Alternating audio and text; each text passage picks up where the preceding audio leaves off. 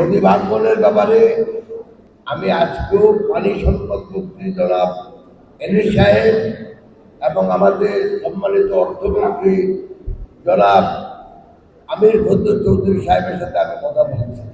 আপনি কথা দিয়েছেন যে আগামী যে একটেক মিটিং হবে সেই মিটিংয়ে আমাদের এই মুসাপুর রেগুলেটরটা সে একটেকে ইনশাল্লাহ উঠবে। সেটা পাস হওয়ার পরেই আমরা কাজ আরম্ভ করতে পারবো ইনশাল্লাহ। এখন আমার কাজ সেটা হলো গত 20 বছর আমাদের ফেনী জেলায় তেমন কোনো উন্নয়নমূলক কাজ হয় নাই।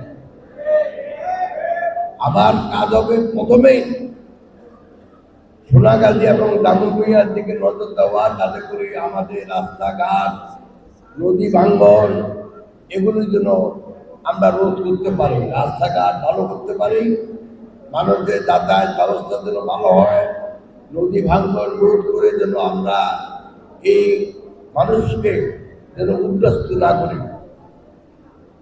একই সাথে অবশ্যই আমি ফেনী জেলার একজন সদস্য হিসাবে ফেনী জেলার প্রতিও আমার নজর থাকবে ইনশাআল্লাহ। প্রথমে আমি আমাদের অনেকগুলো রাস্তার অবস্থা খুবই খারাপ। 2022 সালে আমাদের দেশে যখন যে ফ্লাড হয় তারপরে অনেকগুলো রাস্তা রিপেয়ার করা হয়নি। অনেক রাস্তা এমনি কাঁচা রাস্তা ছিল, এখনো কাঁচা রাস্তা আছে। আমি সমস্ত মন্ত্রণালয়ের সাথে কথা বলে যাচ্ছি যাতে করে আমাদের রাস্তাঘাটগুলা সংস্কার করা হয় এবং যেগুলি আগে পাকা হয় নাই সেগুলো যেন পাকা করা হয়। নদী ভাঙ্গনের ব্যাপারে আমি আজকেও সবার সাথে কথা বলার পরে আমি আজকেও পানি সম্পদ মন্ত্রী জনাব এনএস সাহেব এবং আমাদের সম্মানিত অর্থমন্ত্রী জনাব আমির খসরু চৌধুরী সাহেবের সাথে আমি কথা বলেছি। আমি আশা করি আপনি কথা দিয়েছেন যে আগামী যে একটেক মিটিং হবে সেই মিটিংয়ে আমাদের এই মুসাপুর রেগুলেটরটা সে একটেকে ইনশাল্লাহ উঠবে। সেটা পাস হওয়ার পরেই আমরা কাজ আরম্ভ করতে পারবো ইনশাল্লাহ। তারপরে আমি পানি সম্পদ মন্ত্রী মহোদয়ের সাথে কথা বলেছি।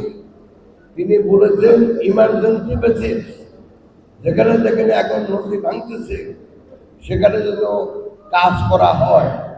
আমি রাত্রে আবার এক্সিকিউটিভ ইঞ্জিনিয়ারের সাথে কথা বলবো যেন আমাদের কোনো বাড়ি ঘর যেন না ভাঙে। তবে যদি ইনশাল্লাহ মুসাফির রোডা যদি আমাদের বা রেগুলেটর যদি ঠিক হয়ে যায় আগামী 1 বছর বা 1.5 বছরের তাহলে ইনশাল্লাহ এই সোনাগাজী এবং দাগনভূঞা জনগণ নদী ভাঙন থেকে রক্ষা পাবে আল্লাহর রহমতে ইনশাআল্লাহ।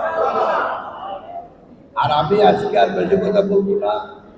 আপনারা জানেন যে অতি শীঘ্রই এখন থেকে 3, 4, 5 মাস পরেই আমাদের স্থানীয় সরকার নির্বাচন হবে, পৌরসভা নির্বাচন হবে, ইউনিয়ন কাউন্সিলের নির্বাচন হবে এবং আমাদের জেলা পরিষদের নির্বাচন হবে, উপজেলা পরিষদের নির্বাচন হবে। আমি আশা করি আপনারা আমাদের দলের নেতৃবৃন্দদের প্রতি আমার অনুরোধ থাকবে, দলের ভিতরে আমাদের বড় দল মতবিরোধ থাকবে, অনেক নেতা হতে চাইবে, কিন্তু সবাইকে একত্রে রেখে যেন আমরা সেই স্থানীয় সরকার নির্বাচনের জন্য আমাদের দল ভালো করতে পারে সেভাবে আপনারা দয়া করে সুযোগ রাখবেন ইনশাআল্লাহ। 2 নম্বর, আমাদের দল দীর্ঘদিন পরে ক্ষমতা এসেছে। আমাদের ম্যানিফেস্টো আপনারা পড়েছেন। আমাদের মাননীয় প্রধানমন্ত্রী সর্বতভাবে চেষ্টা করে যাচ্ছেন যেন বাংলাদেশে আগামী 5 বছরে আমাদের ম্যানিফেস্টো অনুযায়ী যেন আমাদের দেশের উন্নয়ন হয়, অর্থনৈতিক প্রবৃদ্ধি হয়, জনগণের জীবনের মান উন্নয়ন হয় এবং মূল্যস্ফীতি যেন কমে।